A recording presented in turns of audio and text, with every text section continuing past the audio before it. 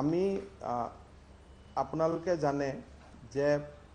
শিক্ষামন্ত্ৰী হিচাপে 2011 চনত প্ৰথম মোৰ ওপৰত দায়িত্ব পৰিছিল আৰু বহু বছৰ পিছত 2011 চনৰ পৰা আমি প্ৰাদেশিকৰণৰ কাম হাতত লৈছিলোঁ 2014 চনত যেতিয়া এটা অনাকাংক্ষিত পৰিৱেশত মই পদত্যাগ কৰিছিলোঁ তাৰ লগে লগে এক প্ৰকাৰ প্ৰাদেশিকৰণৰ কামো বন্ধ হৈ পৰিছিল আৰু আজি আমি সুদীৰ্ঘ 6 বছৰৰ পিছত আজি আমি প্ৰাদেশিকৰণৰ প্ৰথম তালিকাখন আমি ৰাজ্যপাল মহোদয়ৰ অধিসূচনা জাৰি কৰা হৈছে আমি আমাৰ মাধ্যমিক শিক্ষা সঞ্চালকালয়ৰ ৱেবছাইট আৰু উচ্চ শিক্ষা বিভাগৰ সঞ্চালকালয়ৰ ৱেবছাইটত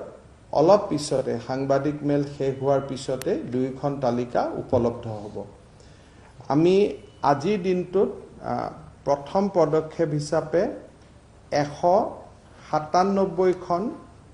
হাই স্কুলক আমি প্ৰাদেশিকিত কৰিছোঁ 197 হাই স্কুল হায়াৰ সেকেন্ডাৰী হাই স্কুলটো আপোনালোকে লিখি লৈছে 197 হায়াৰ সেকেন্ডাৰী আমি 9খনক আজি প্ৰাদেশিকৰণ কৰিছোঁ আৰু যাক আমি সিনিয়ৰ সেকেন্ডাৰী বুলি কওঁ তাৰমানে আগত জুনিয়ৰ কলেজ তেওঁলোকৰ নাম আছিল এই সিনিয়ৰ সেকেন্ডাৰী আমি 149 সিনিয়ৰ সেকেন্ডাৰী স্কুল বা জুনিয়ৰ কলেজক আমি প্ৰাদেশিকিত কৰিছোঁ আৰু সৰ্বমুঠ 355 আমি অনুষ্ঠানক মাধ্যমিক শিক্ষা সঞ্চালকালয়ৰ অধীনত আমি প্ৰাদেশিকিত কৰিছোঁ উচ্চ শিক্ষা সঞ্চালকালয়ৰ অধীনত আজিৰ দিনটোত আমি 27খন নতুন মহাবিদ্যালয় প্ৰাদেশিকিত কৰিছোঁ 27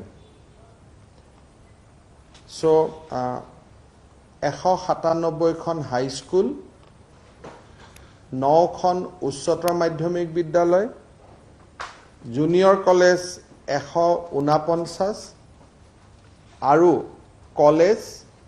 27খন ইয়াৰ লগত কিছুমান ব্যক্তি প্ৰাদেশিকিত হৈছে যি আগত লেফট ওভাৰ আছিলে বা পিছত কোৱালিফিকেশন একুয়াৰ কৰিলে তেনেকুৱা কিছু ব্যক্তিও প্ৰাদেশিকিত হৈছে আমাৰ মাধ্যমিক শিক্ষা সঞ্চালকালয়ৰ অধীনত প্ৰাদেশিকিত হোৱা বা উপকৃত হোৱা শিক্ষকৰ সংখ্যা হ'ল 3049 আৰু উচ্চ শিক্ষা সঞ্চালকালয়ৰ অধীনত আমাৰ এডিশনাল পোষ্ট 690 আৰু 27খন কলেজৰ 241কে ধৰি প্ৰায় 931 গৰাকী শিক্ষকক আজি আমি অধ্যাপক অধ্যাপিকাক আমি প্ৰাদেশিকিত কৰিছোঁ 27খন মহাবিদ্যালয় তাৰ বিপৰীতে 241টা পোষ্ট আৰু আগৰ যিখিনি লেফট ওভাৰ পোষ্ট আছিল সমুদায় মিলি লেফট ওভাৰত 690 সমুদায় 931 সো হায়াৰ এডুকেশনৰ আন্ডাৰত 931 আৰু সেকেন্ডাৰী এডুকেশনৰ অধীনত 3049 আৰু সৰ্বমুঠ আমাৰ প্ৰাদেশিকিত যিখিনি আমাৰ সৰ্বমুঠ বুলি ক'লে আমি বুজাব পাৰিম যে 3980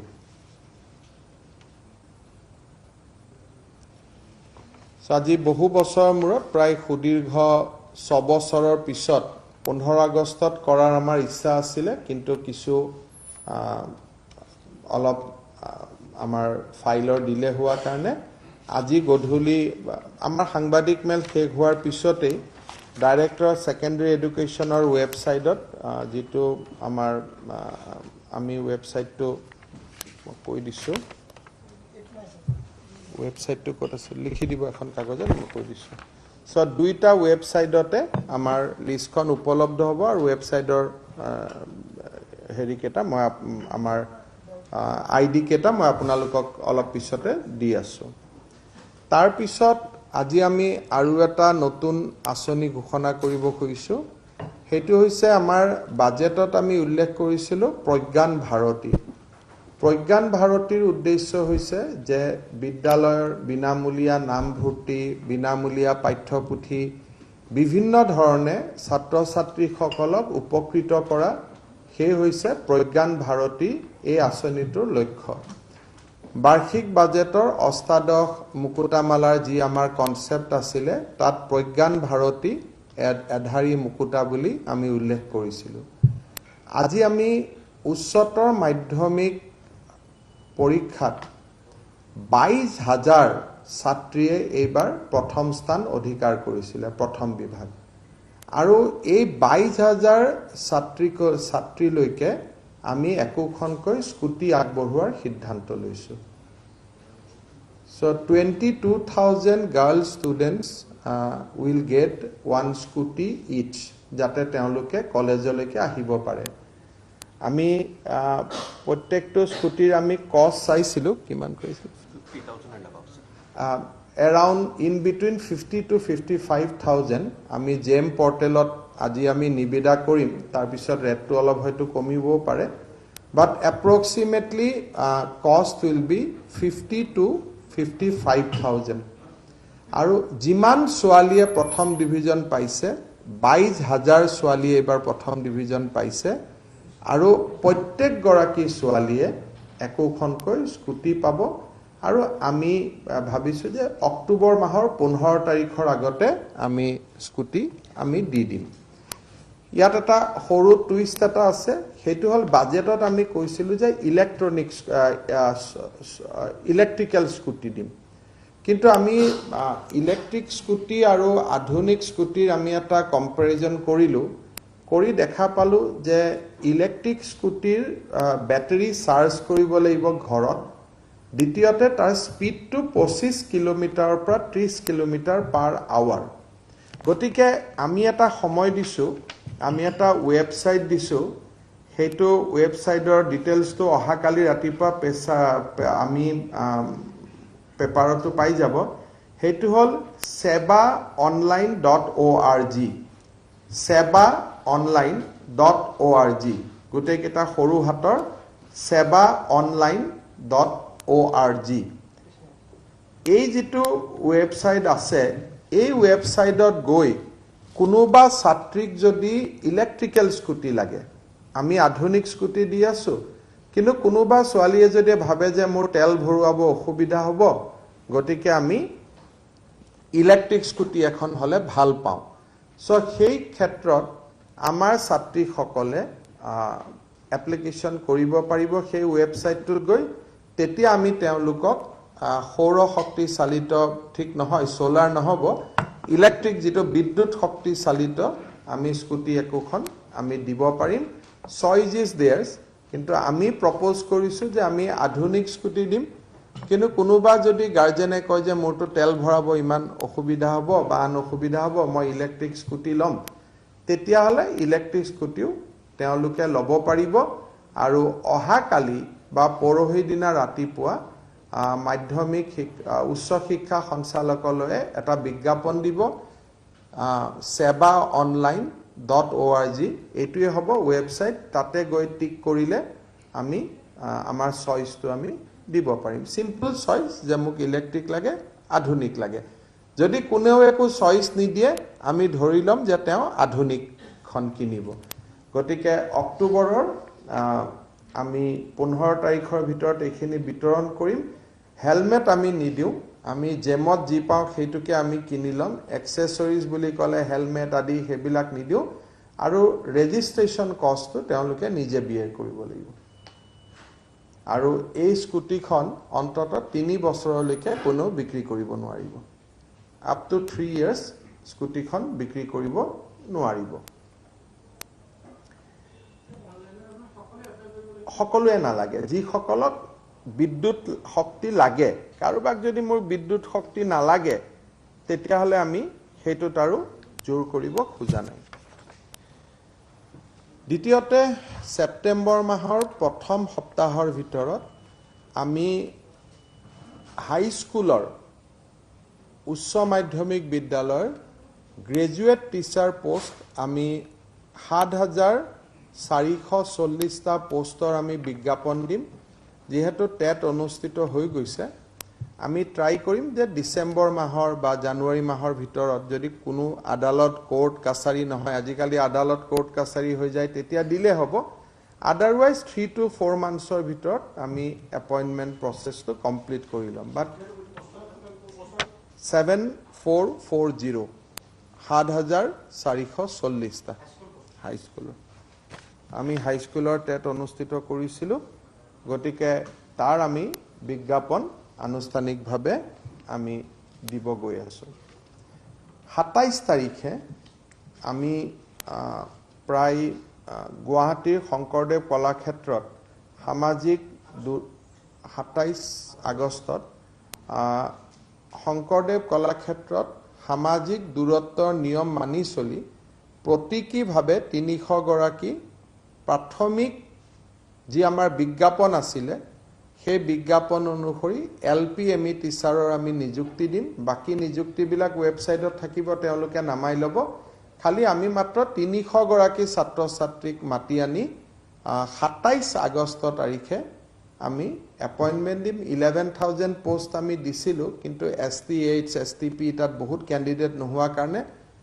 কিমানখিনি ফাইনালি হয় সেইটো আমি সিদিনাখনে গম পাম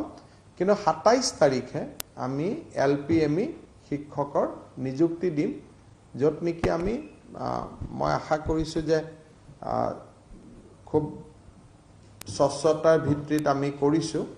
গতিকে খুব ভাল নিযুক্তি এটা আমি দিব পাৰিম গতিকে এটো ২৭ আগষ্টত আমি এপইন্টমেন্ট দিম ৩০০ ছাত্ৰ ছাত্ৰীক বা শিক্ষাৰ্থীক আমি মাতিম বাকি সকলে ওয়েবসাইটতে সিদিনাখন তেওঁলোকে ডাউনলোড কৰি ল'ব নিজৰ নিজৰ এপইন্টমেন্ট লেটাৰ মানে মই এক্সাক্ট ডেটাটো পোৱা নাই কাৰণ কাম চলি আছে কিন্তু মই ভাবো যে আমাৰ এডভাৰটাইজ ওলাইছিল 9635 গতিকে ৭,০০০ মানটো হ'বই ৬-৭,০০০টো হ'বই ডেফিনেটলি এসটিএইচ আৰু কিছুমান সাবজেক্ট স্পেসিফিকত আমাৰ ক্যান্ডিডেট পোৱা নাই পিছত সেইখিনি পোষ্ট আমি কেনেকৈ কি কৰিব পাৰো আমি এটা সিদ্ধান্ত ল'ব লাগিব ইয়াৰ লগত আজি আমি আৰু এটা আপোনালোকক সৰু ঘোষণা কৰিব খুজিছো যে আমাৰ যেটো পৰীক্ষাৰ এবাৰ ৰিজাল্ট হৈ গল সিবিএসই এ পৰীক্ষা কমপ্লিট কৰিব পৰা নাছিলে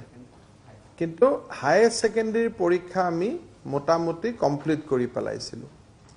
সিবিএসই এ প্ৰজেক্টেড মাৰ্কস দিছে বহুত ক্ষেত্ৰত যে তেওঁলোকে প্ৰজেকচনৰ ওপৰত মাৰ্কস দিছে আমাৰ হায়াৰ সেকেন্ডাৰী কাউন্সিলে এক্সাক্ট মাৰ্কস দিছে সেইকাৰণে এইবাৰ আমাৰ হায়াৰ সেকেন্ডাৰী কাউন্সিলত পাস কৰা বহুত লৰা ছোৱালীয়ে কলেজত সিট পাব পৰা নাই আজি আমি অসমৰ প্ৰতিখন কলেজকে এটা নিৰ্দেশ দিছো যে 25% সিট তেওঁলোকে বৃদ্ধি কৰিব কলেজ বিলাকত এজ এ স্পেশাল হেতু সদায় নহয় মাত্ৰ ফৰ দিস ইয়াৰ পেন্ডেমিক বৰ্ষ হিচাপে আৰু এই 25% সিট অকল কাউন্সিলৰ পাস কৰা ষ্টুডেন্ট খিনিক দিব ৰিজাৰ্ভ ফৰ দা কাউন্সিল 25% জি সিট আমি ইনক্ৰিজ কৰিম আজি অৰ্ডাৰ হৈ যাব এইখিনি আমি তেওঁলোকক কৈছো যে it should be given only to the student who passed from higher secondary council মেট্ৰিকৰ পাস কৰা ষ্টুডেন্টখিনি আমাৰ অসুবিধা নহয় কাৰণ আমাৰ বহুত কেখন স্কুলত হায়াৰ সেকেন্ডাৰী আছে কিন্তু ডিগ্ৰী লেভেলত আমাৰ ষ্টুডেন্টৰ কষ্ট হৈছে কাৰণ সিবিএসই এ প্ৰজেক্টেড মাৰ্কস দিছে আমি প্ৰজেক্টেড মাৰ্কস দিয়া নাই আমাৰ পৰীক্ষা হৈ গৈছিলে সেই কাৰণে এইটো ক্ষেত্ৰত আমি যাতে পেৰিটি এটা আনিব পাৰো আমি যাতে সমানতা আনিব পাৰো নৰমাল সিটখিনিত কোনোবা সিবিএসইও পাইছে কাউন্সিলেও পাইছে অ্যাকৰ্ডিং টু মাৰ্কস কিন্তু কটন কলেজ আদি দৰে শিক্ষানুষ্ঠানত কাউন্সিলত পাস কৰা ষ্টুডেন্টে এবাৰ একেবাৰে সিট পোৱা নাই সেইকাৰণে আজি আমি নিৰ্দেশ দিছো যে হায়াৰ সেকেন্ডাৰী পাছ কৰি ডিগ্ৰীত যিসকল ল'ৰা ছোৱালী এডমিশ্যন লৈছে বিভিন্ন মেজৰ অনাৰ্ছত 25% সিট তেওঁলোকে ইনক্ৰিজ কৰিব অনলি ফৰ দিছ ইয়াৰ আৰু হায়াৰ সেকেন্ডাৰী কাউন্সিলৰ পৰা পাছ কৰা ষ্টুডেণ্টকহে এই সিট দিব দুই এখন কলেজে নিজাববীয়াকৈ কিছু ইনক্ৰিজ কৰিছে কোনোবাই 10% কোনোবাই 5% কিন্তু এতিয়াৰ পৰা যিখিনি ইনক্ৰিজ কৰিব সেইখিনি only for student who has passed from the state council. So, এইটো এটা আমি আপোনালোকক জনাবলৈ পাই ভাল পাইছো ইয়াৰ পিছত আমি ক'ব খুজিছো যে শিক্ষক দিৱস 5 সেপ্টেম্বৰত শিক্ষক দিৱস হয় আমি শিক্ষক দিৱসটো একেবাৰে ভাৰ্চুৱেল কৰিব খোজা নাই গতিকে ৰাজ্যিক ফাংচনখন আমি 150 গৰাকী শিক্ষকক লৈ 1000 অডিটৰিয়ামত মাত্ৰ 150 গৰাকী শিক্ষকক লৈ 5 সেপ্টেম্বৰত আমি ৰাজ্যিক ফাংচনটো অনুষ্ঠিত কৰাৰ সিদ্ধান্ত লৈছো আৰু জিলা ফাংচন বিলাকত 50 টিচাৰ লৈ আমাৰ জিলা উপায়ুক্ত সকলে যেটো আমাৰ তেওঁলোকে পুৰস্কৃত শিক্ষকসকলক সম্বৰ্ধনা জনায় বান জনায় আমি শিক্ষক দিৱস পাতিব কৈছো ছাত্ৰ ছাত্ৰীসকলক অনুষ্ঠানৰ লগত জড়িত কৰিবৰ বাবে আমি মানা কৰিছো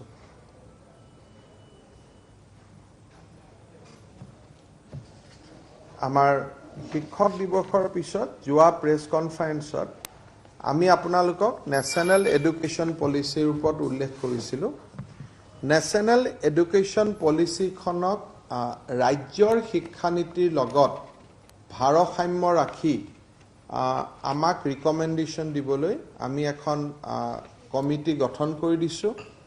সদস্যসকলৰ নাম মই আপোনালোকক পঢ়ি দিছো আপোনালোকে পাবগৈ আমাৰ principal secretary education convener doctor Mihir Kanti Chowdhury উপদেষ্টা education member commissioner secretary higher secondary elementary education member commissioner secretary social welfare department member Commissioner Secretary Cultural Affairs Department Member, Commissioner Secretary Skill Employment Tekhet Member, Commissioner Secretary Sports and Youth Welfare Tekhet Member, Sri Ramesh Jain Member, Sri Dayananda Buragohai Member, Sri Nabab Mahmud Hussain Member, Professor Dhiraj Bora Science and Technology University Upasajya Tekhet Sodasya, Dr. Domborudhar Nath Majuli Cultural University Vice Chancellor Tekhet Sodasya Dr. Dibakar Deka Madhavdev Vishwavidyalaya Upasajya Tekhet Sodasya Dr. Amolendu Chakraborty Rabindranath Tagore Vishwavidyalaya Upasajya Tekhet Sodasya Srimati Monish Behel Chairman Northeast Network Professor S.P. Singh Vice Chancellor Royal Global University Tekhet Sodasya Dr. Aluk Burhagohai, former Vice Chancellor Dibrugarh University, Tekhet Sodasya, Dr. K.M. Bujorborua, retired Vice Chancellor Assam Agriculture University, Tekhet Sodasya, Dr. Hitesh Deka, former Vice Chancellor Krishnakanto Hendik State Open University, Tekhet Sodasya, Dr. Biren Das, Tezpur University, Dr. Gautam Mojumdar, Cotton University, Srimati Miju Prabha Bora, Deputy Director SCRT, former Tekhet Sodasya, Dr. Binita Dutta, Jorhat Postgraduate Training College, Professor Utpal Sharma, Professor Dilip Kakoti, Professor Jyoti Prasad Tamuli, Sri Manoj Das, former Director Indian Institute of Entrepreneurship, Professor Chandan Sharma, Dibrugarh University, Jyoti Prasad Dutta, Principal Lahwal College, Dr. Meghali Senapati, Tata Institute of Social Science, Dr. Rajesh Borman, Bodoland University, Jugesh Kakoti, Pandu College, Dr. Narendra Lohkar, Guwahati University, Sri Dibyajyoti Mahanta Krishnakanta State University, Dr. Babli Chaudhuri, Department of Education, Guwahati University, Dr. Nirmal Borua, retired Professor Assam Agriculture University, Dr. Dilip Chandra Kolita, Director Anandaram Borua Institute of Language and Culture, Tekhet Sodasya, Dr. Noni Gopal Mohanta, Sri Bhupati Das, former Managing Director Numaligarh Refinery, Shri Prashanta Boro general secretary Boro Sahitya Sabha, Uddhab Bharali innovator তেখেত সদস্য, doctor Biman Chetia principal North Lakhimpur college তেখেত সদস্য, doctor Iliyas Ali Padmashri তেখেত সদস্য, শ্ৰী হিমেন ভট্টাচাৰ্যী তিয়ক primary school তেখেত সদস্য, doctor Bibhas Chandra Das Purkayastha retired principal Pandu college তেখেত সদস্য, জগদীশ ৰাজবংশী ৰিটায়াৰ্ড হেডমাষ্টাৰ পশ্চিম মায়ং হাইস্কুল তেখেত সদস্য, মিছ হিমা দাস অৰ্জুনা এৱাৰ্ডী তেখেত সদস্য, Debajit Saikia secretary Assam cricket association তেখেত সদস্য, Mrs Manju Bora renowned film director তেখেত সদস্য, Biren Sinha renowned artist and sculptor তেখেত সদস্য, উপেন ৰাভা হাকাচাম তেখেত সদস্য, ডক্টৰ অলকা দেশাই শৰ্মা তেখেত সদস্য আৰু প্ৰফেচাৰ পৰমানন্দ সোণোৱাল ডিব্ৰুগড় ইউনিভাৰ্চিটি তেখেত সদস্য। এই ধৰণে বিভিন্ন সংস্কৃতি ক্ৰীড়া আৰু শিক্ষা জগতৰ পৰা নামসমূহ লৈ আমি এই কমিটিখন গঠন কৰি দিছোঁ। এই কমিটিখনে নিজক বিভিন্ন সাব গ্ৰুপত ডিভাইড কৰি ল'ব। স্পৰ্টছ কেনেকৈ শিক্ষানুষ্ঠানত আহিব লাগে, কালচাৰ কেনেকৈ আহিব লাগে, অংগনবাদী কেনেকৈ হ'ব, আমাৰ নতুন ইউনিভাৰ্চিটিবিলাকৰ আবায়ব কেনেকুৱা হ'ব, অট'নমাছ কলেজবিলাক কেনেকুৱা হ'ব, যিমানটা ৰিকমেণ্ডেশ্যন আছে প্ৰত্যেকটা ৰিকমেণ্ডেশ্যনৰ ওপৰতে এই টাস্ক ফ'ৰ্চখনে কাম কৰিব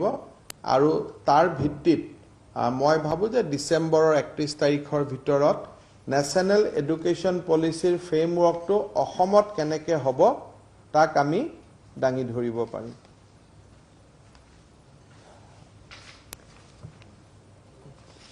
21 তাৰিখৰ পৰা আমাৰ অসমৰ শিক্ষক আৰু অধ্যাপক অধ্যাপিকাসকলে কম্পালচৰিলি কোভিড টেষ্ট আৰম্ভ কৰিব। From 21st of this month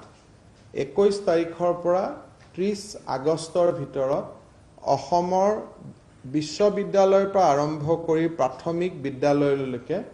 আমাৰ যিমান শিক্ষক শিক্ষয়িত্ৰী অধ্যাপক অধ্যাপিকা আৰু কৰ্মচাৰী আছে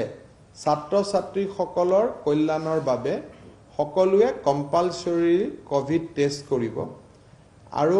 1 তাৰিখে সকলো শিক্ষক শিক্ষয়িত্ৰী অধ্যাপক অধ্যাপিকাই নিজৰ কৰ্মস্থানত যোগদান কৰিব উইথ দ্য নিগেটিভ ৰিপৰ্ট। কোনোবা যদি শিৱসাগৰটো টেটৰ ল'ৰা গুচি গৈছিল ঘৰলৈকে 4 মাহ আমি তেওঁলোক ঘৰতে আছিলে, আমি পূৰ্ণ দৰমহা দি আছিলোঁ, বাট 1 তাৰিখৰ পৰা তেওঁলোকে নিজ নিজ কৰ্মস্থানলৈকে উভতি যাব লাগিব and they have to remain stand by. যেতিয়াই গভৰ্ণমেণ্টে স্কুল খুলিব নিৰ্দেশ দিব, ভাৰত চৰকাৰৰ গৃহ মন্ত্ৰালয়ৰ তৰফৰ পৰা আমি লগে লগে কমিউনিকেট কৰিম। কিন্তু 1 তাৰিখৰ পৰা সকলো শিক্ষক শিক্ষয়িত্ৰীয়ে নিজৰ স্কুল কলেজত যোৱাটো বাধ্যতামূলক, নহ'লে it will be taken as a leave without pay. সেইটো ষ্টেণ্ড বাই হৈ থাকিব। যেতিয়া আমি পৰিৱেশ মনিটৰ কৰি আছোঁ আৰু পৰিৱেশ মনিটৰ কৰি আমি সময়ত ছেকেণ্ড সিদ্ধান্তটো দিম। আজিৰ সিদ্ধান্তটো হ'ল যে 21 তাৰিখৰ পৰা যোন য'ত আছে টেষ্টিং আৰম্ভ কৰিব আৰু 1 তাৰিখে শিক্ষক শিক্ষয়িত্ৰী অধ্যাপক অধ্যাপিকাসকল কলেজ আৰু স্কুলত গৈ যোগদান কৰিব। ছাত্ৰ ছাত্ৰীসকলৰ ক্লাছ কেতিয়াৰ পৰা হ'ব কি হ'ব, যিহেতু this is a national disaster, গতিকে আমি ভাৰত চৰকাৰৰ নিৰ্দেশনাৰ বাবে অপেক্ষা কৰি আছোঁ আৰু ষ্টেটৰ SOP সমূহো আমি সাজু কৰি ৰাখিছোঁ। আমি প্ৰয়োজন হ'লে যি দিনাই হ'ব যাতে উইদিন 24 hours আমি ডিক্লেয়াৰ কৰিব পাৰোঁ, তেনেকৈ সকলোকে আমি ষ্টেণ্ড বাই পজিশ্যনত যাবৰ বাবে অনুৰোধ কৰিছোঁ। আৰু কোনোবা যদি ইমান দিন ধৰক মোৰ ধুবুৰীত পষ্টিং, মই শিৱসাগৰত আছিলোঁ, চেলাৰী পাই আছিল, আমি ধৰা নাছিলোঁ, বাট 1 তাৰিখৰ পৰা সকলো নিজৰ নিজৰ কৰ্মস্থানলৈ যাবগৈ। চ' যিটো আমি যি ধৰণত আছিলোঁ সেইটো এতিয়া অলপমান পৰিৱৰ্তন হ'ব। শেষত মই আপোনালোকক এটা কথা দেখুৱাব খুজিছোঁ যে যোৱা 4 মাহত কোভিড চলি থকাৰ পিছতো আমাৰ শিক্ষা বিভাগ আমি বহুতবিলাক কাম কৰি আছিলোঁ অনলাইন দিশা এপ আমাৰ বিশ্ববিদ্যা জ্ঞান বৃক্ষ আমি বহুত কাম কৰি আছিলোঁ 15 আগষ্টত আমি কেইটামান কম্পিটিশন পাতিছিলোঁ যে কোনোবা শহীদৰ পেইন্টিং কৰা সাইন ল্যাঙ্গুয়েজত জনমন গণ আমাৰ ৰাষ্ট্ৰীয় সংগীত গান গোৱা সংগীতৰ প্ৰতিযোগিতা বিভিন্ন ধৰণৰ আমি প্ৰতিযোগিতা কৰিছিলোঁ আৰু আপোনালোকক আমি জনাবলৈ পাই ভাল পাইছো যে ইভেন ইন অনলাইন মোড 3,35,896 গৰাকী ছাত্ৰ ছাত্ৰীয়ে এইবাৰ 15 আগষ্টত তেওঁলোকে বিভিন্ন কম্পিটিশনত যোগদান কৰিছিল আৰু গধূলি সকলোৱে ঘৰত আমাৰ শহীদ আৰু মুক্তিযুঁজাৰু সকলৰ কাৰণে এগছিকৈ চাকি জ্বলাইছিল সংবাদ মাধ্যমৰ দৃষ্টিগোচৰ বহুত ক্ষেত্ৰত হোৱা নাছিল যদিও প্ৰায় ছাত্ৰ ছাত্ৰীয়ে নিজৰ ঘৰত চাকি জ্বলাইছিল যেটো আমাৰ অসমৰ ক্ষেত্ৰত এটো এটা নতুন আছিল তাত আমি এটা কম্পিটিশন ৰাখিছিলো যে যি 10 গৰাকী ছাত্ৰ ছাত্ৰীয়ে গান গোৱাৰ পিছত ভাল গাব তেওঁলোকে অসমৰ প্ৰখ্যাত শিল্পীসকলৰ লগত যুগলবন্দী কৰিব থ্ৰু অনলাইন কোনো ঘৰৰ পৰা নাহে সো অনলাইনত তেওঁলোকে যুগলবন্দী কৰিব আমি কিমান সফলতাৰে এই কামটো কৰিলো মই জাস্ট আপোনালোকক গান এটা দেখুৱাব খুজিছো তেতিয়া আপোনালোকে তাৰ পিছত বুজিবৰ কাৰণে সুবিধা হ'ব চলাই দিও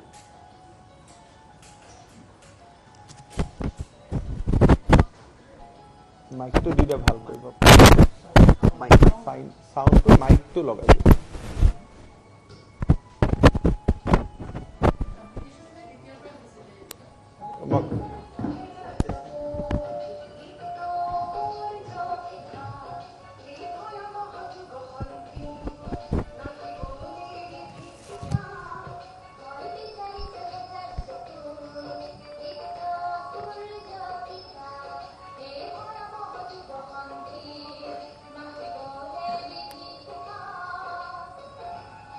সবে নিজৰ নিজৰ ঘৰৰ পৰা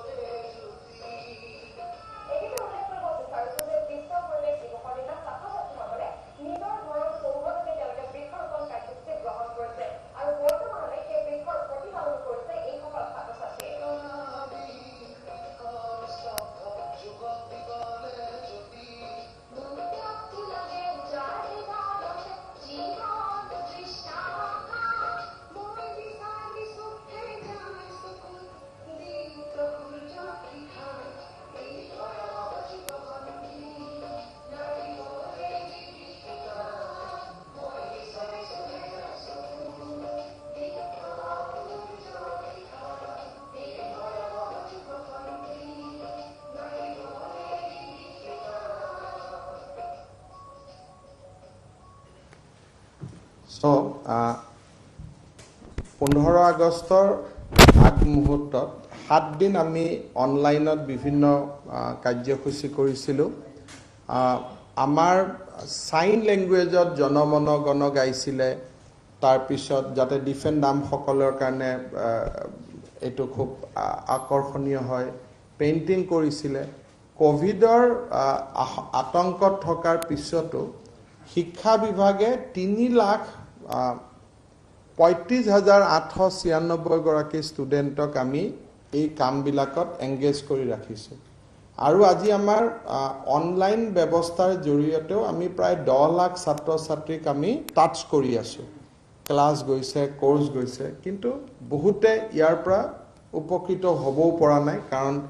ডেফিনেটলি ডিজিটাল গ্যাপ এটা আছে সেই কাৰণে আমি বিদ্যালয়সমূহ যিমান সোনকালে পাৰো আমি খুলিবৰ কাৰণে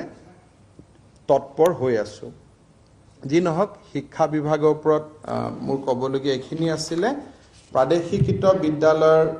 যিসকলে আজি নিজৰ নামটো চাব খোজে তেওঁলোকে madhyamik.assam.gov.in madhyamik.assam.gov.in আৰু আনটো হল www.directorate.higher-education.assam.gov.in এই দুটা হল আমাৰ ওয়েবসাইট প্ৰাদেশিকৃত বিদ্যালয়ৰ দ্বিতীয় তালিকা আমি নৱেম্বৰ মাহৰ প্ৰথম সপ্তাহত আমি প্ৰকাশ কৰিম আৰু সকলোৱে 1/1/2021 পৰা দৰমহা মানে তেওঁলোকে চাকৰি তেওঁলোকৰ একেলগে আজি ওলোৱা আৰু অক্টোবৰত ওলোৱাৰ মাজত ডিফাৰেন্স একো নাই অক্টোবৰত ওলোৱা জনেও 1 জানুৱাৰীৰ পৰা দৰমহাৰ হিচাপ আৰম্ভ হ'ব আজিৰ নটিফিকেশন পোৱা জনেও 1 জানুৱাৰী 2021 ৰ পৰা তেওঁলোকেও দৰমহা পাব গতিকে পৰ্যায়ক্ৰমে আমি কামবোৰ কৰি আছো কাৰো যাতে খেলিমেলি নহয় কাৰো কোনোবাই যদি ভাবে যে মোৰ নামটো আহিব লাগিছিল অহা নাই 20 দিনৰ ভিতৰত তেওঁলোকে ডাইৰেক্টৰ অফ সেকেন্ডাৰী এডুকেশন বা ডাইৰেক্টৰ হায়াৰ এডুকেশনক এপিল কৰিব পাৰিব কাৰোবাৰ যদি নাম অহা নাই মোৰ ফালৰ পৰা ক'বলগীয়া এইটোৱে আছিল অহা সপ্তাহত আৰু দুটা ভাল এনাউন্সমেন্ট লৈ মই আপোনালোকৰ মাজত আহিম 15 ছেপ্টেম্বৰলৈকে আমি প্ৰতি সপ্তাহতে দুটা তিনটা ভাল ভাল খবৰ লৈ আমি আহি থাকিম অৰুণোদয় প্ৰথম জিলা সমিতিৰ সভা সমিতি যোৱা কালিৰ পৰা আৰম্ভ হৈছে আজি শিক্ষা বিভাগ অহা সপ্তাহত আন এটা এনেকে 15 ছেপ্টেম্বৰলৈকে প্ৰতিটো সপ্তাহতে দুটা তিনটা ভাল খবৰ তাৰ পিছত ইমপ্লিমেন্টেশন এই ধৰণে আমাৰ চলি থাকিব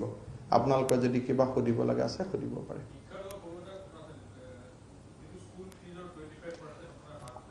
আমি গুৱাহাটী উচ্চ ন্যায়ালয়ত এটা পিআইএল চলি আছিল যে বিভিন্ন অভিভাৱকে ৰিকুৱেষ্ট কৰিছিল যে ফিজটো কমাব লাগে হাইকোৰ্টে নিজে সিদ্ধান্ত নলৈ আমাৰ চৰকাৰৰ ওপৰত চৰকাৰৰ পৰা তেওঁলোকে আমাৰ ভিউ জানিব খুজিছিলে আৰু আমাক এটা সিদ্ধান্ত ল'ব কৈছিলে পিছত আমি সালিবাৰী চাই এটো সিদ্ধান্ত লৈছো যে পেণ্ডেমিক আৰম্ভ হোৱা দিনৰ খনৰ পৰা শেষ নোহোৱা পৰ্যন্ত প্ৰাইভেট স্কুলৰ ফিজ 25% কনসেশন হ'ব 75% কনসেশন নহয় বহুতে স্কুলত কিছুমানে উলুটাকৈ বুজিছে 25% fees will be exempted গতিকে 25% ফিজ দিব নালাগে 75% দিব লাগিব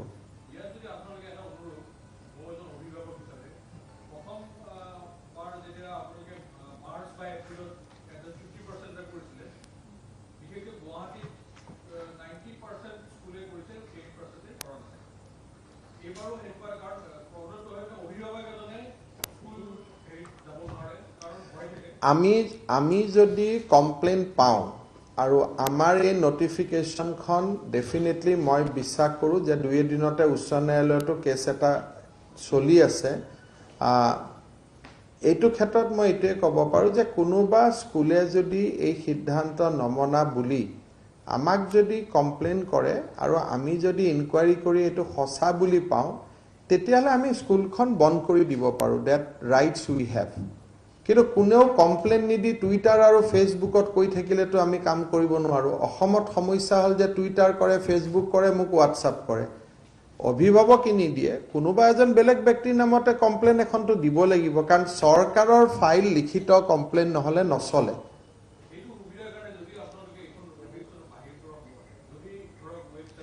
আমি সব সৰকাৰ মিসট্ৰাস্টৰ ওপৰত চলিব নোৱাৰে যে কোনোবাই নামানিলে আপোনালোকে কমপ্লেইন দিব তাৰমানে আমি প্ৰথমতে ধৰি ললো যে সৰকাৰৰ কথা কোনেও নামানে সৰকাৰ তেনেকে নচলে সৰকাৰৰ কথাটো হল যে সৰকাৰৰ নিৰ্দেশ আমি ধৰি লওঁ যে সকলোৱে মানিছে মানিব বাধ্য যদি কোনোবাই ভাবে মানা নাই এজ এ ৰেসপন্সিবল সিটিজেন তেওঁলোক আগবাঢ়ি আহি কমপ্লেইন দিব লাগিব জিলা উপায়ুক্ত হওক ডাইৰেক্টৰ সেকেন্ডাৰী বা এলিমেন্টাৰী এডুকেশনত কমপ্লেইন দিব লাগিব যিজনৰ নামত নটিফিকেশন ওলাইছে তেওঁৰ নামত কমপ্লেইন দিব লাগিব কিন্তু সেইটো নকৰি মোৰ তাত কমপ্লেইন দি থাকে আৰু পিছত আমি বহুত ইনকুৱাৰি কৰি গম পাওঁ যে স্কুলত তেওঁলোকৰ ইন্টাৰনেল কনফ্লিক্ট আছে কোনবাই কাবাক বেয়া পায় কমপ্লেইনেন্টৰ নাম নহলে আমি অভিযোগ তদন্ত কৰিব নোৱাৰো হেতু সিভিসিৰ স্পষ্ট নিৰ্দেশনা আছে যে anonymous complaint cannot be inquired into জুনে নহক তেওঁ অভিভাৱক হোৱাৰ প্ৰয়োজন নাই কিন্তু সমাজত সচেতন ব্যক্তিৰ ইমানো অভাৱ নাই যে কোনোবাই কমপ্লেইন এটা দিব নোৱাৰিব আৰু মই ভাবো যে প্ৰাইভেট স্কুলেও জানে যে এইটো এটা প্ৰয়োজনীয় তেওঁলোকৰ ইলেক্ট্ৰিচিটি খৰচ হোৱা নাই তেওঁলোকৰ মেইনটেনেন্সৰ খৰচ হোৱা নাই পেট্ৰল খৰচ হোৱা নাই ডিজেল খৰচ হোৱা নাই গতিকে this is the most reasonable order আৰু ইয়াত বিৰোধিতা কৰাৰ কথাটো নাহে বাট কোনোবাই বিৰোধিতা কৰিলে will close down that school কিন্তু আমাক সকলোৱে কোঅপাৰেট কৰি আছে কাৰণে মই ইমান টাফ শব্দ ইউজ কৰিব খোজা নাই কাৰণ প্ৰাইভেট স্কুল বিলাকক যদি আমি কৈছো যে আমাক কোৱাৰেণ্টাইন দিয়ক হেইটো দিছে এভৰিবডি ইজ কোঅপাৰেটিং ইয়াত এবাৰ আমি এটলিষ্ট পেণ্ডেমিকৰ সময়ত আমি সকলোৱে বুজাবুজিৰ মাজেৰে সকলো কাম কৰি আছো বহুত বেছি সৰকাৰি নীতি নিয়ম কবলগীয়া হোৱা নাই আমি জেনেকে ৰিকুৱেষ্ট কৰিছো ৰাইজে তেনেকে কৰি আছে গতিকে why should we use tough word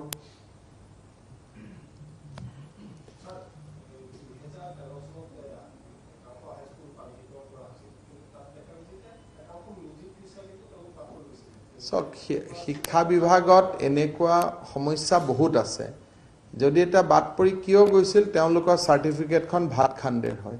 Bhatkhande is not a recognised university এটা স্কুলত কলেজত আমাৰ গভৰ্নমেন্ট অফিসত কোনো ৰুল নাই যে প্ৰাইভেট আনৰিকগনাইজড সাৰ্টিফিকেট আপুনি মানিব পাৰে গতিকে এইবিলাক সমস্যা সমাধান কৰিব লাগে আমি চেষ্টা কৰি আছো দুই এটা সমাধান হৈ গৈ আছে গতিকে এইবিলাক সমস্যা লাহে লাহে সমাধান কৰি থকা কথা মই কৰি গৈ থাকিম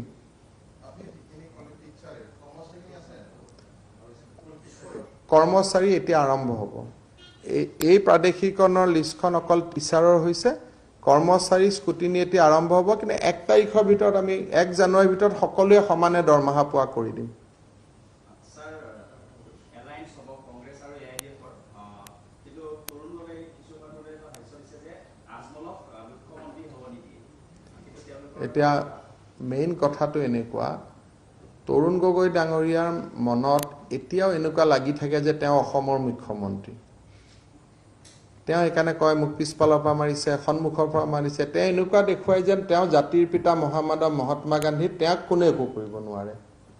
গতিকে মুখ্যমন্ত্ৰী তেওঁলোকে যদি ইউডিএফৰ লগত এলায়েন্সে কৰে যিটো দলৰ বেছি এমএলএ হ'ব তেওঁহে মুখ্যমন্ত্ৰী হ'ব তেওঁ কলে কেনেকে হ'ব তেওঁতো এটো জানিব লাগিব যে প্ৰত্যেক মানুহৰ বয়সৰ এটা সীমা থাকে আমি সকলো মানুহ কোট কেনেকে কিমান দিন আমি থাকো আমি কলে পৃথিৱীখন চলিব জানো কিন্তু যদি গেটখনৰ জপনাটো খুলি দিয়ে তাৰ পিছত চুৰে কি বস্তু চুৰ কৰিব এটো মালিকে সিদ্ধান্ত ল'ব নোৱাৰে এবাৰ যেতিয়া ৰাজীৱ ভৱনৰ জপনাটো আজমলৰ কাৰণে খুলি যাব তাৰ পিছত আজমলে কোনটো ৰুমত গৈ বহিব হেতু আৰু তৰুণ গগৈ সিদ্ধান্ত ল'ব নোৱাৰে কাৰণ তৰুণ গগৈ 90 বছৰত আছে এটো তেওঁ মনত ৰাখিব লাগিব না গতিকে চুৰক আপুনি জপনাটো খুলি দিলে আৰু কব তাই ফ্ৰিজটো চুৰ কৰিবি দে টিভিটো চুৰ নকৰিবি তেনেকে হ'ব নেকি না কথাটো কলো গতিকে তেখেতৰ কথা আপোনালোকে বহুত বেছি টিভি দি নাথাকিব মইতো কওঁ যে বয়সৰ কথা আছে এটো আমাৰ হিন্দু ধৰ্মত এটো হল কি সন্ন্যাসৰ সময় গতিকে আমাৰ বায়োলজিটোৱে এনেকুৱা যে এটা ষ্টেজত কোৱা কথাৰ বৰ গুৰুত্ব দি থাকিব নালাগে আমাৰ ককাহঁতে বহুত কথা ক'ব ককাৰ কথা এতিয়া শুনিলে হ'ব নেকি কিন্তু সন্মান কৰিব লাগিব তেওঁক চৰণত ধৰিব লাগিব আশীৰ্বাদ ল'ব লাগিব তেওঁৰ পৰা মই জ্ঞান ল'ব লাগিব কিন্তু 18 বছৰীয়া ল'ৰাটোক যদি 90 বছৰীয়া ককাই পৰামৰ্শ দিব যে তই ইঞ্জিনিয়াৰিং মেকানিকেল মেডিকেল পঢ়িব মোক এইটো নহ'ব নহয় কাৰণ মানুহ ইমান পৰিৱৰ্তনশীল যে মোৰ ল'ৰাক মই এতিয়া জ্ঞান দিব নোৱাৰো ই মোক উল্টাই জ্ঞান দিয়ে গতিকে আমাৰ হিন্দু ধৰ্মত নিয়ম এইটো যে এটা সময়ত আমি কৈ থাকিব নালাগে আৰু ভাগৱত কীৰ্তন এইবিলাকৰ লগত নিজক জড়িত কৰি দিব লাগে এটা তৰুণ গগৈ ভগৱান ৰাম কৃষ্ণক বিচৰাৰ পৰিৱৰ্তে বয়সত তেওঁ আজমলক বিচাৰি ল'লে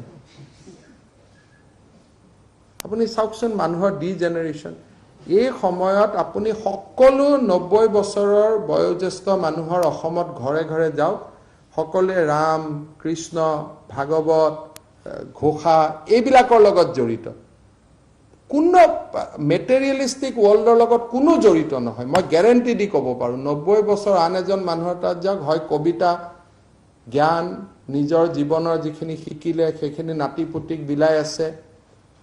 আৰু ৰাতিপুৱা গধূলি নাম কীৰ্তন কৰিছে গীতা পঢ়িছে উপনিষদ পঢ়িছে বেদ পঢ়িছে কোনোবাই কোৰাণ পঢ়িছে আৰু আমাৰ তৰুণ গগৈ ডাঙৰীয়াই ৰাম আৰু কৃষ্ণ বাদ দি তেওঁ আজমলৰ ভজন কৰি আছে এইটো চ্যালেঞ্জৰ কিবা ভ্যালু আছে নেকি আজি মই যদি মোৰ ল'ৰাক চ্যালেঞ্জ কৰা কুস্তি খেলো বুলি মোক মাৰি বগৰাই দিব সি সন্মানতহে মোক নামাৰে আজি যদি মোৰ ল'ৰাৰ লগত মই এতিয়া কওঁ মোৰ ল'ৰা ক্লাছ 12 তাক যদি মই কোৱা তোৰ লগত মই বক্সিং খেলিছো চ্যালেঞ্জ কৰিছো তে ল'ৰাটোৱে কি কৰিব ল'ৰাটোৱে নিজে হাৰি দিব মোৰ লগত সন্মান এইটোৱে আমাৰ ভাৰতৰ ধৰ্ম কি এতিয়া যদি তৰুণ গগৈ ডাঙৰীয়াই মোক চ্যালেঞ্জ কৰি থাকে মই কি কম আৰু এটা সময়ত কম স্যাৰ আপুনি শুদ্ধ দিয়ক মই আপোনাৰ লগত হাৰি দিছো কি বুলি কাজিয়া কৰিব এটাতো কিছুমান বস্তু সেইকাৰণে মোৰ দুখ লাগে মই যদি কংগ্ৰেছত থাকিলোহেঁতেন প্ৰণৱ মুখাৰ্জীক যেনেকৈ আজি ৰাখিছে ৰাইজে মই তৰুণ গগৈ ডাঙৰীয়াক তেনেকুৱা আসনত ৰাখি থ'লেহেঁতেন যে আপোনাৰ ওচৰত যাম পৰামৰ্শ ল'ম আৰু আপুনি এই বয়সত আজমলৰ নাম নল'ব বেয়া লাগে আৰু এতিয়া ৰাম কৃষ্ণৰ নাম লওক হয় নহয় গতিকে তেওঁক আপোনালোকে উত্তেজিত কৰি আছে কেতিয়াবা আপোনালোকক মই এটা কথা অনুৰোধ কৰি থৈ দিছোঁ এই যে আপোনালোকে তেওঁক উত্তেজিত কৰি থাকে আপোনালোকৰ সন্মুখতে কেতিয়াবা কিবা এটা দুৰ্ঘটনা হ'ব মই কিন্তু একদম মই মনৰ পৰা কৈছো দেই মই ভাল পোৱা মানুহ কাৰণে কৈছো আপোনালোকে যে গৈ যায় তেওঁক উত্তেজিত কৰি ইটো সিটো সুধি থাকে কেতিয়াবা উত্তেজিত হৈ তাতে স্পটতে কিবা এটা দুৰ্ঘটনা হ'ব পিছত আপোনালোকে নিজক দুখমুক্ত কৰিব নোৱাৰিব বয়সটো আপোনালোকে চাব মানে মই অনুৰোধ কৰিছো কাৰণ তেওঁ মোৰো মুখ্যমন্ত্ৰী আছিলে বহুত বেছি তেওঁক লৈ মোৰ পৰাও সুধি নাথাকিব মই তেওঁৰ ওপৰত কিবা ক'লে ৰাতিটো তেওঁ বিপি বাঢ়ি থাকিব উত্তেজিত হৈ থাকিব পিছদিনা মই এনেকৈ হিমন্তক কম তেনেকৈ কম ভাবি থাকিলে বেয়া হ'বনে নাই পৰিৱেশটো আপোনালোকে ৰিপুন বৰা দেৱব্ৰত শইকীয়াৰ লগত আমাক যুদ্ধ কৰাই থাকক তৰুণ গগৈক বেলেগ এখন আসনত থৈ দিয়কচোন ভাই তেওঁ মানিব নোখোজে কিন্তু তেওঁৰ বয়সটোতো আমিও জানো গতিকে তেওঁৰ জায়গাত থৈ দিয়ক তেওঁৰ কথা আপোনালোকে বেছি সোধা পোছা কৰি নাথাকিব মই একদম ৰিকুৱেষ্ট কৰিছোঁ এই দায়িত্বটো তেওঁ ল'ৰাটোৱে আহি আপোনালোকক হাক দিব লাগে যে দেউতাক বেছি ব্যতিব্যস্ত কৰি নাথাকিব বুলি কিন্তু ল'ৰাটো কথা নাই যে বাপেকৰ নামত যদি ক'বাত আৰু এবাৰ এমপি হ'ব পাৰো তেনেকৈ চলি আছে গতিকে মই জানো মানুহজনক ওচৰৰ পৰা কেনেকৈ খং উঠে কেনেকৈ ভেৰি হৈ যায় গোটেই ৰাতি তেওঁ নুশুৱে হেৰি কৰি থাকে আই হেভ চিন হিম ক্ল'জলি না গতিকে তেওঁক লৈ বৰ বেছি ইলেকশ্যনত তেওঁৰ কোনো প্ৰাসংগিকতাও নাই এইটো ইলেকশ্যনত তেওঁৰ কথা কোনেও নুশুনে কংগ্ৰেছেও তেওঁৰ মতে এটাও টিকট নিদিয়ে তেওঁ কেম্পেইনো কৰিব নোৱাৰে তেওঁৰ কোনো অহা 2021ৰ নিৰ্বাচনত তৰুণ গগৈ কোনো প্ৰাসংগিকতাই নাই গতিকে তেওঁৰ কথা আপোনালোকে সুধি থাকিলে শুনি থাকিলে মানুহজনৰ ৰাতিটো হোৱাত কষ্ট হয় এতিয়া যে মই যে কথাখিনি ক'লো তেওঁ এটা তাতে গুজৰি গুমৰি থাকিব স্বাস্থ্যত ক্ষতি হয় ন দীৰ্ঘ জীৱন হওক ভগৱানে তেওঁক দীঘলীয়া জীৱন দিয়ক নাতিপুতিক চাওক গতিকে এইটো এটা আমাৰ যিটো জেনেৰেল ভগৱানৰ লগত কোনোবাই যুদ্ধ কৰিব পাৰে নেকি মই আজমলক হ'ব নিদিওঁ হাৰি ওপৰলাই যদি আপোনাকে মুখ্যমন্ত্ৰী পাতি দিয়ে আপুনি ৰাখিব পাৰিব নেকি কত মানুহ তেনেকৈ হৈ আছে গৈ আছে সেইকাৰণে একদম তেওঁক মই আপোনালোকক ৰিকুৱেষ্ট কৰিছোঁ, নহ'লে অসমৰ সাংবাদিক ইতিহাসৰ আটাইতকৈ দুৰ্ঘটনাটো আপোনালোকৰ সন্মুখতে হ'ব।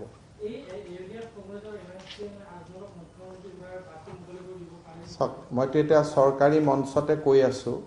এটা কথা আপোনালোকে এইটোৱে জানি থ'ব যে জাতিটোক যদি কেইদিনমান ৰাখিব খুজিছে তেতিয়াহ'লে আপোনালোকেও এই এলায়েন্সটো কৰিব নালাগে বুলি কংগ্ৰেছক গৈ ক'বগৈ। আপোনালোকেও তেওঁলোকক ৰিকুৱেষ্ট কৰিব। আপোনালোকে ৰং চাই থকাৰ কথা নহয়, কাৰণ এই যে বৰ ঘৰত সোমাব তাৰ পৰা ওলাই কোনো নাযায়। সেইকাৰণে আপোনালোকেও ৰং চাই নাথাকিব, আপোনালোকেও মানুহক বুজাব যে এইটো কৰিব নাপায় বুলি। এবাৰ বৰ ঘৰত সোমোৱাৰ পিছত ক'ত থাকিব? কিবা কৰি বৰদোৱা বটদ্ৰৱাৰ পৰা আমি খেদি পঠাইছোঁহে, আৰু যদি মাতি আনে আৰু ক'ত থাকিব? হয় নহয়? কি বাবা, মই ভুল কৈছোঁ এটা কথা? আৰু তৰুণ গগৈৰ কথা বেছি সুধি নাথাকিব, বেয়া লাগে নে? ময়ো 15-16 বছৰ কাম কৰিছোঁ তেওঁৰ লগত। কোনোবানে তেওঁ কয় মোক পিছফালৰ পৰা মাৰিছে, মোৰ আগফালৰ পৰা মাৰিছে।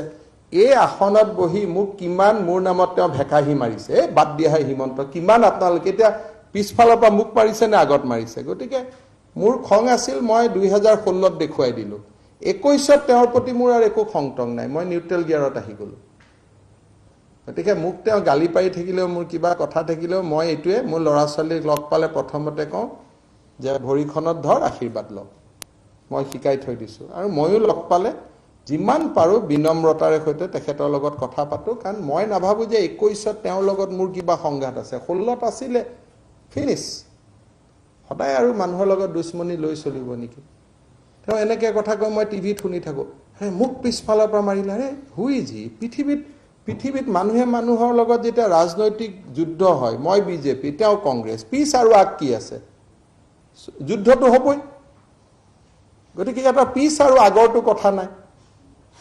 শিৱাজীয়ে দেখুৱাই থৈ গৈছিল যে মোগলৰ লগত জিকিবৰ কাৰণে যিয়ে ব্যৱস্থা কৰিব লাগে সেইটোৱে কৰিব লাগিব। আফজলক কেনেকৈ মাৰিছিলে? তেওঁকতো আমি আজি নায়ক হিচাপে মানুহ নহয়। সেইকাৰণে এই কথাবিলাক তেওঁক উত্তেজিত কৰি নাথাকিব, এইটো আপোনালোকে পিছত নিজে দুখ পাব।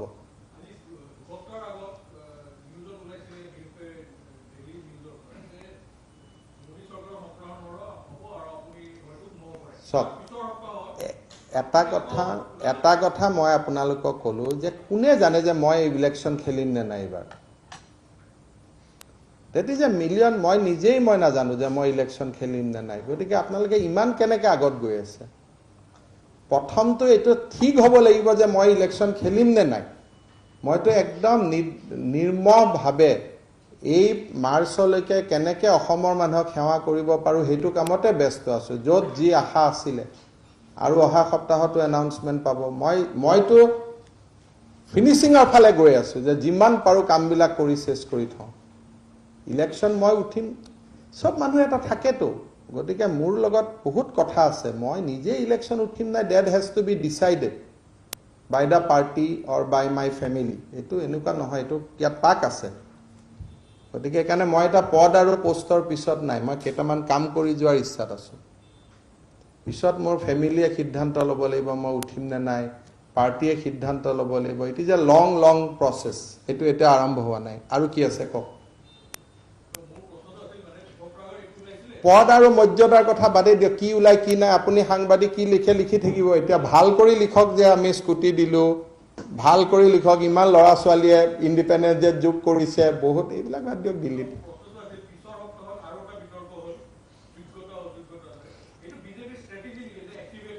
একো চাওক, চিম্পল কথাটো হ'ল যে মানুহৰ যোগ্য বুলি ক'লে কাকো অযোগ্য বুলি আপুনি নক'ব। সেইটো মানুহৰ মানৱীয় প্ৰমূল্যটোক আঘাত কৰা হয়। আৰু কোনো ৰাইজতে ডিক্টেটৰশ্বিপ নাথাকে যে ইয়াৰ বাদে সি যোগ্য নহয়। সেইকাৰণে কালি ৰঞ্জিত দাসেও কৈছে, ময়ো আজি কৈছোঁ যে অসমৰ 3,30,00,000 মানুহে ইঞ্জিনিয়াৰ হ'ব যোগ্য, ডক্টৰ হ'ব যোগ্য, মুখ্যমন্ত্ৰী হ'ব যোগ্য, ৰাষ্ট্ৰপতি হ'ব যোগ্য। যোগ্যতা চবৰে আছে, কিন্তু কাৰ ভাগ্য কোনে পূৰ্বজন্মত কি কৰি আহিছে সেইটো আমি ইয়াত বহি সাংবাদিক আৰু আমি টিভিত বিতৰ্ক কৰি ঠিক কৰিব পাৰিম নেকি? এইবিলাক হৈছে কি যেন আমি টিভিত এটা পৰ্টেলত দি দিলে ই হ'ব নোৱাৰি, হ'ব পাৰে, লেঠা চেচ। ওপৰত এজন পৰম পিতা বহি থাকে না, হি কণ্ট্ৰল দ্য ৱৰ্ল্ড। গতিকে আমি এইবিলাকত পৰিব নালাগে।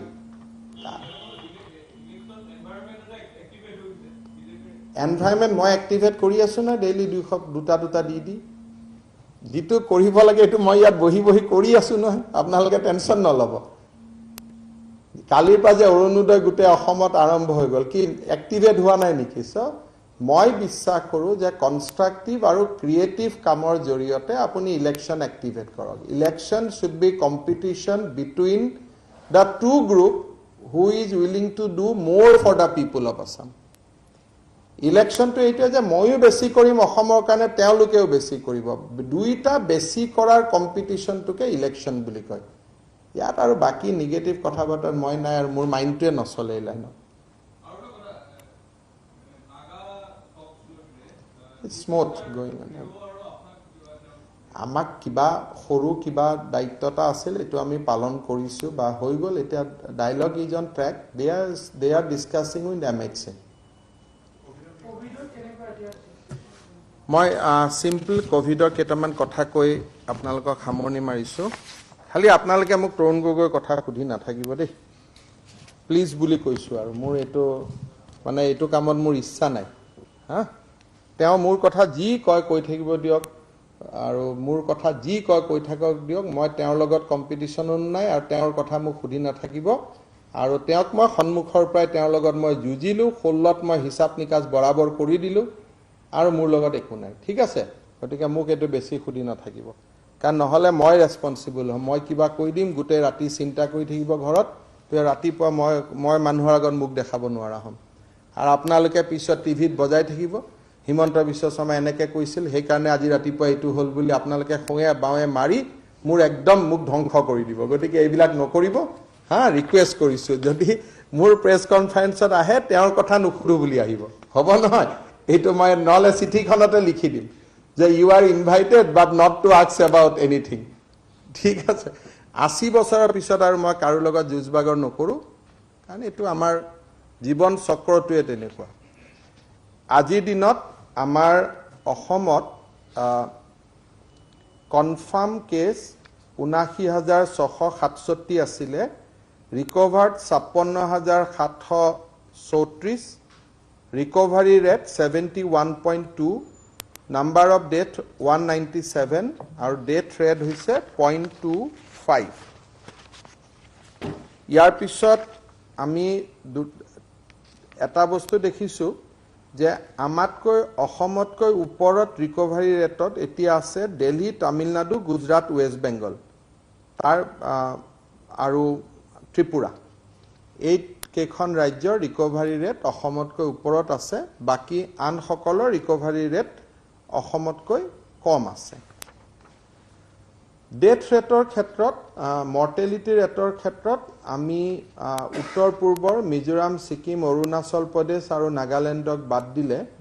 অসমৰ মৰ্টেলিটি আটাইতকৈ লোৱেষ্ট 0.25 অসমৰ মৰ্টেলিটি আটাইতকৈ লোৱেষ্ট আমাৰ ডে ৱাইজ যিদিনাখন আমি 12 তাৰিখে আমি 1.5 লাখ টেষ্ট কৰিছিলোঁ সিদিনাখন আমি প্ৰায় 4,500 পজিটিভ পাইছিলোঁ কিন্তু আদাৰৱাইজ আমাৰ এভাৰেজ 2,200ৰ পৰা 2,700ৰ ভিতৰত আমি কেছ পাই আছোঁ আৰু পজিটিভিটি ৰেট আমি 4 to 5%ৰ ভিতৰত পাই আছোঁ নাই আমাৰ 50,000 টেষ্টত আছোঁ প্ৰত্যেক দিনাই মই টেষ্টৰ কথাও কৈছোঁ আৰু ডাবলিং পিৰিয়ড আমাৰ যিটো এসময়ত আমাৰ 11 দিন হৈছিল তাৰ পিছত আপোনালোকক মই 15 দিন হোৱা বুলি ক'লোঁ এতিয়া ডাবলিং ৰেট আমি 17 দিনত ভৰি দিছোঁ 17 ডেজ তাৰমানে গ্ৰেজুৱেলি অসমত কাৰ্ভডাল অকণমান শ্ল' ডাউন হৈছে যাৰ কাৰণে ডাবলিং ৰেট এতিয়া 17 দিনত আহিছে নেশ্যনেল ডাবলিং ৰেটটো মই আপোনালোকক চাই দিম কিন্তু মই জানাত national doubling rate is also 15 ডেজে হৈ আছে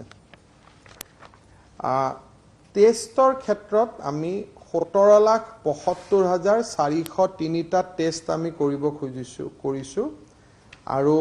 আগৰ দৰে কৈ থকাৰ দৰে এতিয়া আমি তামিলনাডুকো পাৰ মিলিয়ন টেষ্টত পিছ পেলালোঁ এতিয়া অসমৰ পজিশ্যন আমাৰ যদি এটা লেভেলত ধৰো মানে যাৰ জনসংখ্যা আমাৰ লগত লেভেলিং আছে ত্ৰিপুৰা আৰু যদি আমি অৰুণাচলক বাদ দিওঁ তাহলে আমাতকৈ এতিয়া পাৰ মিলিয়ন টেষ্টত ওপৰত আছে অকল দিল্লী আৰু অন্ধ্ৰ প্ৰদেশ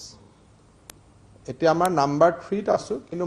মই ভাবো যে এসপ্তাহৰ ভিতৰত আমি অন্ধ্ৰ প্ৰদেশকো অতিক্ৰম কৰিম কাৰণ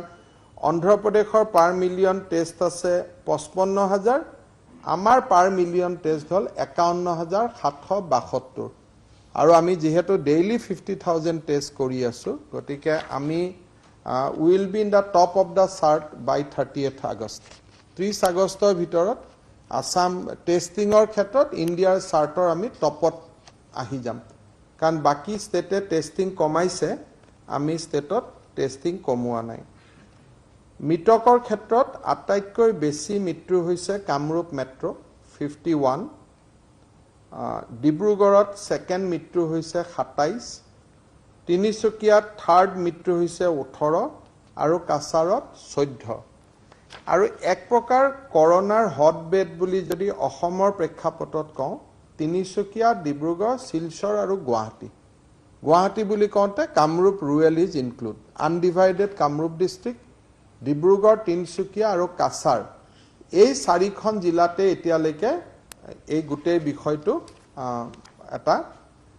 চিন্তা আৰু উদ্বেগৰ কাৰণ হৈ আছে গুৱাহাটীত এটা ঠিক যে আমি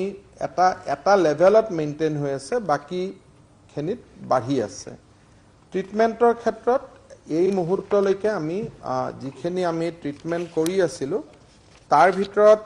plasma therapy has of late gain momentum আৰু এতিয়ালৈকে আমি 368 জন ব্যক্তিক থ্ৰু প্লাজমা আমি ট্ৰিটমেন্ট কৰিছো 368 আৰু এটো ডোনাৰ সকলে দিয়া অহাকালি ইণ্ডিয়ান আৰ্মিয়ে ভাৰতীয় সেনা বাহিনীয়ে তেজপুৰ চিকিৎসা মহাবিদ্যালয়ত প্লাজমা দিব আৰু হেতু এটা খুব পজিটিভ সিগন্যাল আৰু আৰ্মিয়ে ইভেন বৰ্ডাৰত থকাও বহুত ব্যক্তিক তেওঁলোকে উভতাই আনিছে just to participate in the plasma campaign মই আমাৰ সাংবাদিক সকলক অনুৰোধ কৰিম আমাৰ সকলোৰে হাউস বিলাকত বহুত লৰা ছোৱালীৰ কোভিড হৈছিলে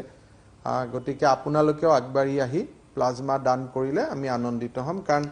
আমাৰ প্ৰত্যেকটো টেলিভিছন প্ৰত্যেকটো পেপাৰতে বহুত ব্যক্তি আক্ৰান্ত হৈছে গতিকে মই ভাবো যে সাংবাদিক সকলো এদিন এটা ফাংচন কৰিলে যে যেনেকৈ আৰ্মিয়ে কৰিছে হেলথ প্ৰফেশনেলে কৰিলে পুলিচে কৰিলে এদিন সাংবাদিক সকলেও কৰিলে খুব ভাল হ'ব কাৰণ আপোনালোকক যেহেতু সমাজে ৰোল মডেল বুলি ভাবে অসমৰ